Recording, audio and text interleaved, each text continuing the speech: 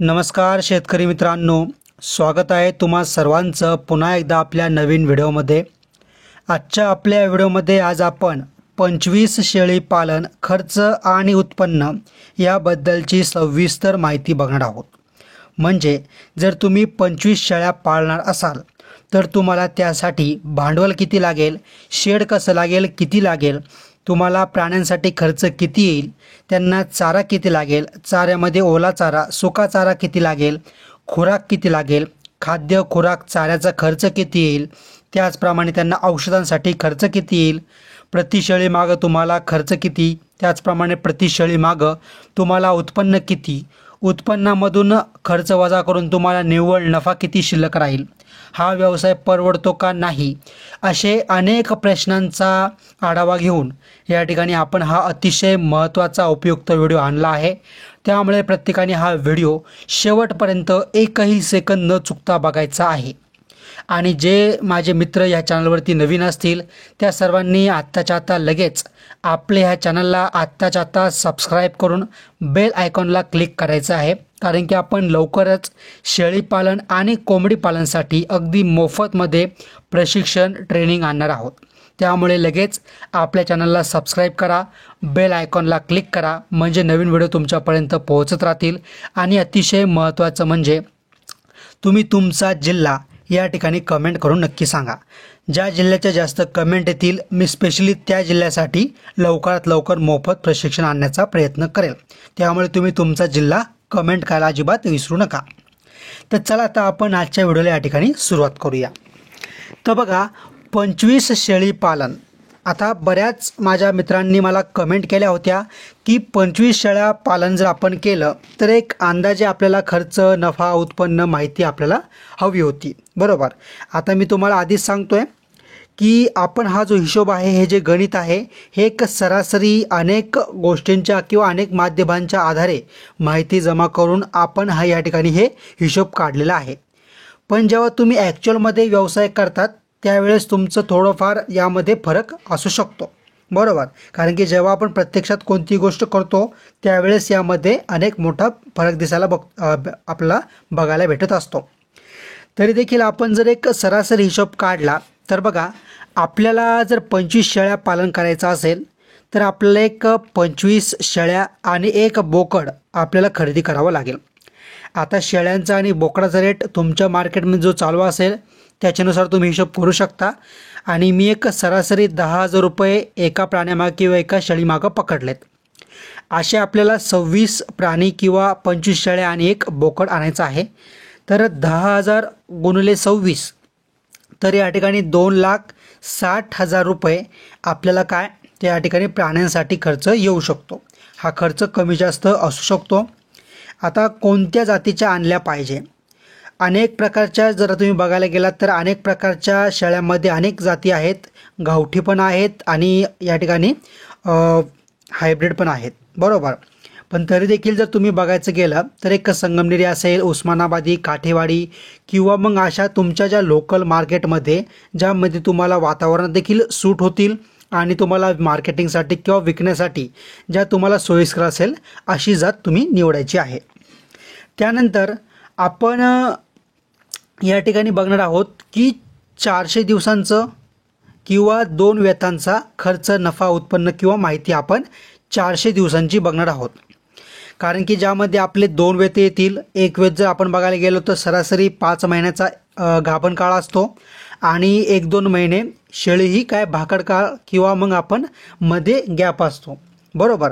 मग अशा प्रकारे आपण या ठिकाणी बघायला गेलो तर 400 दिवसामध्ये शेळी 2 वेळा गाभण राहील आणि 2 वेळा ती पिल्लं देईल। मग हा सर्व हिशोब आपण 400 दिवसांचा बघणार आहोत। आता जर तुम्ही शेड बघायला गेलात तर बघा, शेड तुम्हाला एक सरासरी 50,000पर्यंत तरी बनवणं गरजेचं आहे। यापेक्षा कमीचं देखील होऊ शकतं, जास्तीचं पण होऊ शकतं, पण आपण आपल्या हिशोबाने 50,000 रुपये सांगितलेलं आहे। जर तुमच्याकडे जुना शेड असेल, घर असेल, एखादी खोली असेल, गोठा असेल किंवा पडवी असेल, तुम्ही त्यामध्ये सुद्धा शेळी पालन करू शकता। फक्त एवढंच लक्ष द्यायचं आहे की तुमच्या गोठ्यामध्ये सतत पाणी साचलं नाही पाहिजे किंवा खड्डे नाही पाहिजे। तसंच त्याला इतर जंगली जनावरांपासून जसं की कोल्हा, लांडगा, कुत्रा, तरस किंवा वाघ अशा अनेक जनावरांपासून त्यांचं संरक्षण झालं पाहिजे, असं तुम्हाला या ठिकाणी त्यांना राहण्यासाठी सोय करायची आहे. त्यासोबतच तुम्हाला त्यांना दिवसभर मोकळं फिरण्यासाठी किंवा चरण्यासाठी या ठिकाणी 10,000 रुपयाच्या आसपास तुम्ही जास्त पण करू शकता, कमी पण करू शकता, पण तरी एक की सरासरी 10 ते 20,000चं तुम्हाला एक कंपाऊंड करायचं आहे, जेणेकरून शेळ्या बाहेर नाही गेल्या पाहिजे आणि त्या मोकळ्या या ठिकाणी त्यांना फिरता आलं पाहिजे. आता आपण शेडचा खर्च बघितला 50-60,000, कंपाऊंडचा बघितला 10-20,000 आणि शेळ्यांचा बघितला 2,60,000च्या आसपास. आत्ता आपण बघूया आपलं मेन नियोजन कसं असेल किंवा मुख्य नियोजन आपल्याला कसं करायचं आहे. आता बघा, शेळी ही 5 महिने गाभण असते, 1-2 महिने ती या ठिकाणी भाकड काळ असतो किंवा ती पुढच्या 1-2 महिन्यात माझावर येत असते, बरोबर. मग आपण 400 दिवसाचं गणित बघतोय, तर या ठिकाणी बघा, एक शेळी एका वेतामध्ये, काही शेळ्या 1 पण करडू देते, काही 2 पण देतात, काही 3 पण देतात, पण आपण एक सरासरी काढले तर 2 करडं किंवा 2 पिल्लं एका वेतेमध्ये एक शेळी देईल. जर 400 दिवसामध्ये 2 वेत होत असेल तर या ठिकाणी 4 करडे किंवा 4 पिल्लं एका शेळीला 400 दिवसात भेटणार आहे, बरोबर. मग जर आपण एका शेळीमागं 4 करडे पकडले, असे आपल्याजवळ 25 शेळ्या आहेत, तर 25 गुणिले 4 आपण हिशोब केला तर आपल्याला 100 करडे किंवा 100 पिल्लं आपल्याला या ठिकाणी भेटणार आहेत. आणि आपल्याजवळ जे मोठे प्राणी आहेत म्हणजे ते आहेत 25 शेळ्या आणि 1 बोकड, बरोबर. आता हे जे आहेत आपण काय करणार आहोत, संपूर्ण जे पण आपले करडं आहेत किंवा पिल्लं आहेत यांना 100% दूध आपण पाजून टाकणार आहोत. कारण की जेव्हा 1-2 प्रमाणात आपण शेळीपालन करतो तेव्हा अर्ध दूध शेतकरी स्वतः वापरत असतो आणि अर्ध दूध या ठिकाणी करडाला देत असतो. मग अशा वेळेस काय होतं की जे आपलं करडू असतं किंवा आपलं पिल्लू असतं त्याला हवं तसं प्रोटीन किंवा हवं तसं त्याला फॅट असेल, कॅल्शियम असेल, हवं तसं आहार त्याला या ठिकाणी दुधातून भेटत नसतो. त्यामुळे आपलं करडू जास्त वेळामध्ये याचं वजन कमी वाढत असतं. पण जेव्हा आपण मोठ्या लेवलला करत असतो त्यावेळेला आपल्याला इतक्या मोठ्या प्रमाणात दुधाची गरज नसते, त्यामुळे आपण 100% दूध या ठिकाणी करडाला पाजणार आणि आपल्या करडाचं वजन हे बाकीच्या तुलनेमध्ये लवकरात लवकर वाढेल आणि आपल्या करडाला देखील जास्त भाव भेटेल. आता आपण बघूया आपला खर्च. सर्वप्रथम आपण खाद्य खर्च आणि औषधांचा खर्च बघूया. आता बघा, आपण जर या ठिकाणी बघायला गेलो तर बघा, एक सरासरी आपण अंदाज काढूया आणि त्यानुसार हिशोब करूया. आता एका शेळीला सरासरी अर्धा किलोच्या आसपास पकडून चालूया सुका चारा आणि 2 ते 3 किलो हिरवा चारा या ठिकाणी लागत असतो. सोबतच तिला 200-300 ग्राम आपण जर खुराक दिला तर शेळी आणखी चांगली राहते, बरोबर.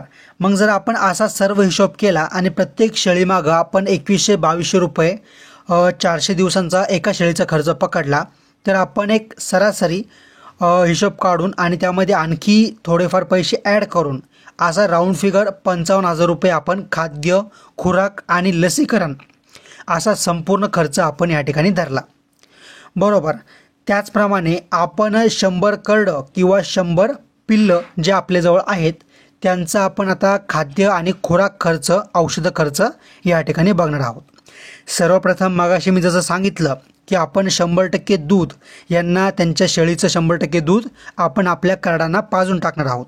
त्यामुळे यामध्ये आपला खाद्य खर्च अतिशय कमी राहील आणि सोबतच खुराक देखील त्यांना या ठिकाणी म्हणजे त्यांना आहार देखील किंवा प्रोटीन देखील त्यांना योग्य प्रमाणात भेटून जातील. आणि अतिशय महत्त्वाचं म्हणजे की आपण हा जो चारा खर्च आहे तो चारा खर्च आपण पकडत नाही आहे, आपण फक्त खुराक या ठिकाणी खुराक आणि आपण बाकीच्या गोष्टी या ठिकाणी पकडलेल्या आहेत आणि थोड्याफार प्रमाणामध्ये चारा खर्च पकडलेला आहे. पण काय करायचं आहे, बऱ्याच जे पण शेळीपालन करणारे असतात तर त्यांच्या घरामध्ये अगोदरच म्हणजे त्यांच्याकडं शेती तर असतेच, मग अशा सिच्युएशनमध्ये ते विकत चारा का आणतील.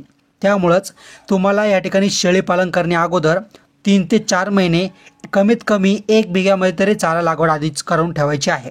जर तुम्ही 3 ते 4 महिने अगोदरच 1 बिघ्यामध्ये चारा लागवड करून ठेवत असाल तर तुम्हाला या ठिकाणी चाऱ्याची कमतरता भासू शकणार नाही, बरोबर.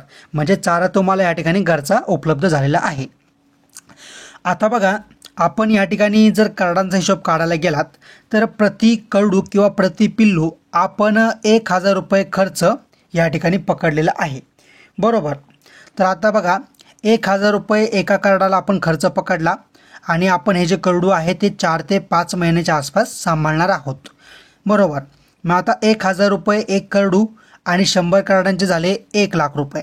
बघा मोठ्या प्राण्यांचे झाले 55,000, कार्डांचा झाला 1 लाख रुपये, औषधं खाद्य खुराक असा खर्च. आता त्यानंतर याला मजूर लागतील, कारण की आपल्याकडं जवळपास 125 प्राणी असतील किंवा पशु असतील. मग ते बघूया आपण. तर बघा आपल्याला जर आपण मजूर बघायला गेलो तर प्रत्येकाच्या घरामध्ये एक कमीत कमी 2 तरी माणसं या ठिकाणी काम करतात, बरोबर. कोणी नवरा बायको असेल, कोणी मुलगा आणि वडील असतील, कोणी आई आणि मुलगा असेल, त्याचप्रमाणे कोणी या ठिकाणी भाऊ असतील किंवा मित्र असतील.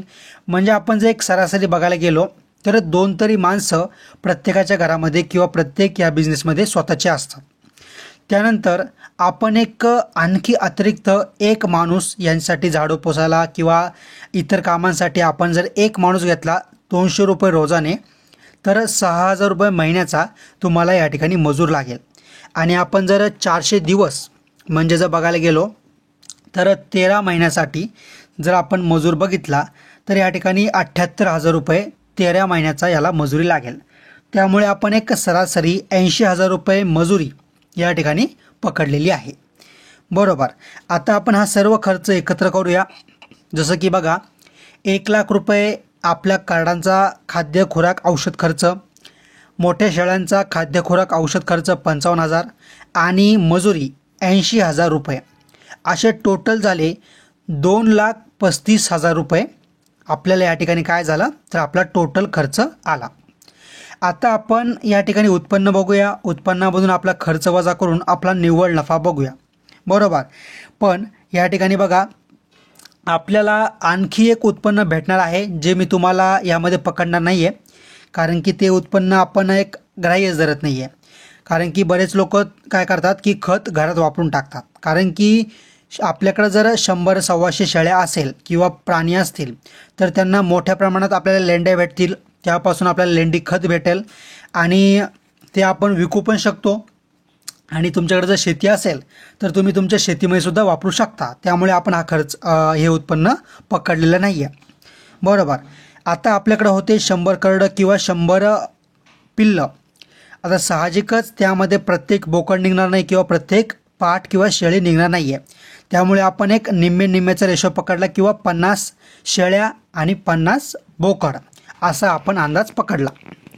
मग आता बघा जर आपण 100% दूध त्यांना देत असाल, या योग्य त्यांचं खाद्य भरघोस त्यांना पोटभर हिरवा चारा देत असाल, सुका चारा देत असाल, प्रोटीनयुक्त त्यांना औषध तुम्ही देत असाल, तर आपलं हे जे बोकड आहे 5 महिन्यामध्ये त्याला 10,000 सुद्धा भाव भेटू शकतो, जर त्याला योग्यरित्या वजन वाढत असेल तर, बरोबर. आणि शेळ्यांनासुद्धा आपण जर योग्यरित्या वाढवत असाल तर तरी देखील त्यांना 7,000-8,000 रुपये किंवा 6,000 रुपये भाव भेटू शकतो. मग त्यामुळे आपण काय केलं आहे, एक सरासरी एक किंमत काढली जी आहे 7,000 रुपये. सरसकट आपण 100 करडांना किंवा 100 प्राण्यांना, ज्यामध्ये शेळ्या असेल बोकड असेल, सरसकट आपण एका प्राण्याची किंमत 7,000 रुपये पकडून चाललो आहे. 7,000 गुणिले 100 करड असे आपल्याला भेटतात 7 लाख रुपये या ठिकाणी आपल्याला उत्पन्न भेटलेलं आहे. पण अजूनपर्यंत आपलं हे निव्वळ उत्पन्न नाही आहे किंवा निव्वळ नफा नाही आहे. यामधून आपण काय केलं, 2,35,000 रुपये यातून आपण वजा केले. आणि त्यानंतर जर तुम्हाला असं वाटत असेल की माझ्याकडून एखादा खर्च वजा करायचा राहूनच गेला आहे किंवा तुम्हाला वाटत असेल हा खर्च जास्त येऊ शकतो, तुम्ही तो देखील यामधून वजा करू शकता. आपण 2,35,000 रुपये यातून वजा केले आणि आपल्याकडे शिल्लक उरले 4,65,000 रुपये आपल्याला नफा उरलेला आहे. आता 4,65,000 मधून तुम्ही या ठिकाणी काय करायचं आहे, 20,000 ते 30,000 रुपये आणखी वजा करायचे जे माझ्याकडून चुकून राहून गेले होते, जे आहे तुमचे विमा पॉलिसी. आता तुम्हाला विमा इन्शुरन्स का काढायचं आहे, कारण की आता बघा आपण यात मरतूक पकडली नाही आहे, बरोबर. जर आपला एखादं बोकडं किंवा पाठ आपली जर मेली तर त्यामध्ये आपल्याला 70-80-90% या ठिकाणी पैसे आपल्याला भरपाई भरून भेटेल. त्यामुळे आपल्याला या ठिकाणी विमा किंवा इन्शुरन्स काढून ठेवायचा आहे, ज्यामध्ये तुम्ही 30-40,000 रुपये वरचे सोडून द्या तर तरी देखील आपल्याला 4 लाखाच्या 4 लाखाच्या आसपास उत्पन्न किंवा नफा या ठिकाणी शिल्लक राहताना आपल्याला दिसतोय। पण बघा मित्रांनो, आपण जो हिशोब काढलेला आहे हा आपण कागदावरती काढला आहे किंवा आपण हा जो हिशोब आहे हा एक अंदाजानुसार काढलेला आहे। जेव्हा तुम्ही प्रत्यक्षात व्यवसाय करता त्यामध्ये आणि ह्यामध्ये खूप मोठा फरक तुम्हाला बघायला भेटू शकतो। कारण की अनेक वेळा काय होतं की भरपूर लोक काय करतात, कोणत्याही प्रकारची माहिती किंवा कोणत्याही प्रकारचा अनुभव घेतल्याशिवाय डायरेक्ट ते मोठी गुंतवणूक करतात आणि नंतर त्यांना नुकसान बघायला भेटतं। त्यामुळे तुम्ही अगोदर छोट्या लेवलपासून सुरुवात करा। जसं जसं तुम्हाला अनुभव येईल, माहिती येईल, त्यानुसार तुम्ही हळूहळू या ठिकाणी वाढवायला सुरुवात करा। सोबतच तुम्ही फक्त माझीच नाही आहे तर तुम्ही स्वतःची देखील अगोदर माहिती घ्या। यामध्ये नुकसान किती होऊ शकतं, फायदा किती होऊ शकतो, कोणत्या कोणत्या गोष्टी तुम्हाला केल्या पाहिजे, हा सर्व अंदाज तुम्ही आधी घ्या। कारण की यामध्ये जितका फायदा आहे तितका तुम्हाला रिस्क पण आहे।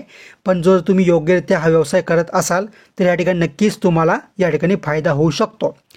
मित्रांनो, आपण हा व्हिडिओ अतिशय मेहनतीने वेळात वेळ काढून बनवला आहे। जर तुम्हाला आपला हा व्हिडिओ आवडला असेल तर प्लीज प्लीज प्लीज आत्ताच्या आत्ता आपल्या या व्हिडिओला लगेच तुम्ही लाईक करा। तुम्ही हा व्हिडिओ कोणत्या जिल्ह्यातून बघताय कमेंट करून नक्की सांगा। सोबतच तुम्हाला येणाऱ्या काळात कोणत्या टॉपिकवर व्हिडिओ पाहिजे तर ते देखील मला कमेंट करून सांगा। आणि असेच व्हिडिओ दररोज बघण्यासाठी आत्ताच्या आत्ता आपल्या चॅनलला सबस्क्राईब करून बेल आयकॉनला तुम्ही क्लिक नक्की करा। धन्यवाद।